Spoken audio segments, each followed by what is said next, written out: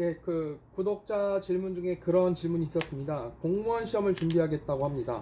네, 저는 일단 공무원 시험을 준비하겠다고 하는 사람들의 질문이 왔을 때 제일 당황스러운 게, 첫 번째는 왜 공무원이 되고 싶은지에 대한 동기는 별로 없다는 거예요. 그냥 되고 싶어 한다는 거고, 그거서부터 조금 동기를 먼저 확실히 하는 게 좋지 않을까 해서 일단 돌려보냅니다. 그래서 무엇이 너를 공무원이 되고 싶게 만드느냐라고 질문을 하면 그 다음 얘기가 나오는데, 안정되어 보인다고 합니다. 잘못된 동기입니다. 제가 다른 동영상에서도 누누이 말하지만 요새 태어나는, 그러니까 지금 2019년 현재 30대 초반이신 분들의 기대 수명은 최소한 500년이라고 보고 있거든요. 오다 노부나가가 인생 50년 뜨겁게 라는 말을 했다고 하는데, 그 당시에 인생 50년이 단명일지 모르지만, 지금으로 보면 50년이 단명이지만 아마 우리가 100살쯤 되면 100살에 죽었다는 친구가 일찍 죽었다고 얘기를 하게 될 거고요. 아마 500살쯤은 살아야 단명인, 500살쯤은 살아도 단명이란 소리를 들을 시대입니다. 그래서 내가 500살, 인간 수명이 500살이라는 주장을 하기 전에, 뭐 예를 들어서 지금 뭐 20년대에 태어나신 분들이 100살 넘게 사는 그런 것도 보이고, 90살 이상 사시는 게 보통 할아버지 할머니 네 분 중에 친가외가 합쳐갖고 친할머니, 친아버지, 외할머니, 외할아버지 하면 보통 4분의 1 정도는 90살 이상 사시잖아요, 보통 여러분들. 그런 추세를 봤을 때는 인생 120년이라고 봐도 무리 없죠. 그러면 예를 들어서 공무원이 돼가지고, 공무원 정년 65세입니다. 공무원 정년이 65세면 120살 인간 수명에 65세까지만 일을 하고 나머지 시간 동안, 55년의 시간 동안 연금만 받을까요?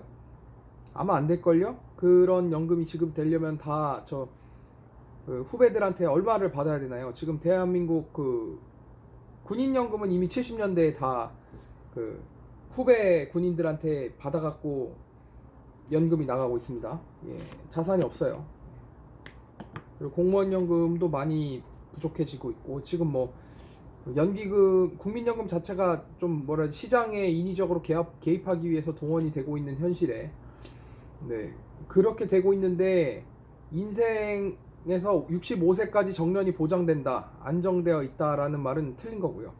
그러니까 기대 수명을 120년으로 잡아도 55년 동안 할 일이 없어진다는 거, 전혀 안정이 아니죠. 65세까지 안정이었을지 모르지만 65세까지 그 뒤에 삶을 어떻게 할 수 있는 노후 준비가 될까? 글쎄요. 결혼도 안 하고 아이도 안 낳고 부모님도 안 돌아가시나, 부모님이 오래 안 사실 것 같나요? 65세까지 안정적으로 산다 그러면은 20대 초반인 친구 부모님이 뭐 되게 50대에서 60대신데 그 부모님들은 50년 안 살 것 같습니까? 그러면 65세 정년퇴임을 하고 나서도 부모님을 또 부양을 해야 된다는 건데, 그런데 그게 안정인가요? 그러면 본인이 은퇴를 하고서도 또 부모님을 부양해야 된다는 건데, 그러면 아들, 딸한테 번 돈 다 뺏어서 다시 할아버지, 할머니 부양할 건가요? 글쎄요. 그래서 일단 공무원이 되고 싶은 이유로서 최악의 이유는 정년이 보장된다라든가 안정되어 보인다라는 거고, 실제로 공무원의 급여가 밀리지 않고 잘 나오는 건 일반적으로 그렇긴 한데 꼭 그렇지도 않아요. 미국에서는 그 예산이 부족해지면은 셧다운을 하거든요. 정부가 셧다운을 하는데, 셧다운을 했을 때 급여 지급이 좀 늦춰집니다. 많이 늦춰지고, 물론 거기에 대해서 손해배상은 따로 나가긴 하지만 어쨌든 그렇고요. 뭐 그런 일이 한국에 안 일어나라는 법도 없고. 그 다음은 또 뭐가 있냐? 공무원을 준비하는 건 좋은데 왜 자기가 지원하는 급수하고 그 직렬에만 지원을 하냐는 거예요. 그럼 과목들 사이에 호환 관계를 봐서 한 과목을 공부해서 여러 시험을 볼 수 있는지 왜 검색을 안 하는지 모르겠어요. 9급 공무원을 준비한다고 하시면 왜 9급 공무원만 준비를 해요? 7급 공무원도 같이 하지. 아예 행시까지 같이 해버리지.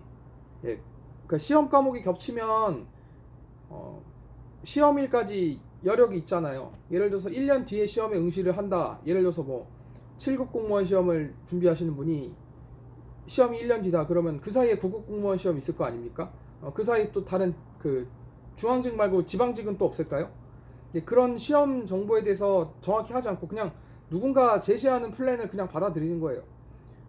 그리고 공부를 하나에서 출력을 여러 가지, 그러니까 하나의 노력을 해서 결과가 여러 개가 나올 수 있게 해야 되는데 한 가지 결과에 대해서만 생각을 하는 겁니다. 그러니까 9급 시험 준비하시는 친구들은 9급 시험은 9급 시험대로 하면서 7급도 하실 생각을 하셔야 되고, 시험 과목이 겹치면 뭐 다른 것도 하셔야 되고, 5급이 어려워 보이지만 어렵다고 생각하니까 어려운 것일 수도 있고, 실제로는 지능이라든가 이런 능력치가 본인이 생각하는 것보다 높아서 뭐 9급으로 시작했지만 5급을 붙을 수 없나요? 왜 그런 식으로 생각을 해요? 왜 자기의 그 한계를 거기에다가 맞추는지 모르겠고요. 네. 그리고 또 공부를 하다 보면은 뭐 다른 시험도 볼 수 있지 않습니까? 뭐 행정사 시험도 있을 거고, 법무사 시험도 있을 거고, 왜 다 안 하죠? 네, 다 민법, 형법 이런 거, 민헌형 다 하잖아요. 헌법, 민법을 배우고 행정법을 다 배웠는데, 그러면은 행정법을 공부해서 7급 시험만 봐야 되나요? 행정사 시험은 왜 안 봐요? 떨어지면 떨어진 다음에 생각을 하고, 일단은 원서를 내는 건 어차피 다 돈 들어가잖아요. 어차피 시험을 본다는 건 다 수수료를 내는 거기 때문에 다 돈을 써야 되는 일이고 하는 건데 왜 안 하는지 모르겠어요. 그리고 세 번째는 직장을 관두고 공무원 시험에 전념하겠다라고 하는데, 집에 그렇게 돈이 많으세요? 직장은 직장대로 다니면서 공부를 또 하시는 겁니다. 그리고 옛날에는 공부를 한다 그러면 책을 사거나 아니면은 뭐 학원에 가야만 강의를 들었지만 지금 인터넷으로 다 되지 않습니까? 출퇴근 시간에 들으실 수도 있는 거고, 모바일로 다 수강되잖아요. 출퇴근 시간에도 들으실 수가 있는 거고, 그리고 집에 와서 좀 휴일날 뭐 술 마시고 놀러 다니는 시간 줄이시면 얼마든지 나오는데 왜 굳이 직장을 관두고 공무원 시험 보시겠다는 건지 도저히 이해할 수가 없고요. 예. 그리고 마지막으로 또 하나는 어떤 시험에 합격하면 인생이 굉장히 바뀔 거라고 생각을 하는데 천만의 말씀입니다. 진짜 없는 거예요. 어려운 시험을 통과했다고 해서 인생이 좋아지는 건 아닙니다. 어려운 시험을 통과를 하시면 그와 비슷한 수준의 급여를 받을 수 있는 직장에 들어가기 위한 수고를 겨우 하나 해본 겁니다. 그러니까 취업 활동 하시는 거랑 똑같은 겁니다. 시험을 공부하신다는 건 무슨 시험이 됐든지. 그런데 마치 뭐 몇 급 시험에 합격을 하면, 뭐 공무원 시험 합격을 하면 모든 인생이 다 안정적이어지고 그렇게 되는 것 같은데, 글쎄요. 안정을 추구한 사람 중에서 실제로 안정을 손에 넣은 사람이 몇이나 있습니까? 별로 없습니다. 결국에는 뭐 중학교 3학년 수준의 불상사가 계속 반복되는 이유가 있는데, 안정을 바라보고 들어갔다가 도저히 급여 수준이라는 게 본인이 감내할 수 있는 그런 수준이 아닌 굉장히 옅은 내용들이니까 결국에는 또 거기 들어가서도 그 전에 합격이 안 되겠네. 그런 생각이 들고요.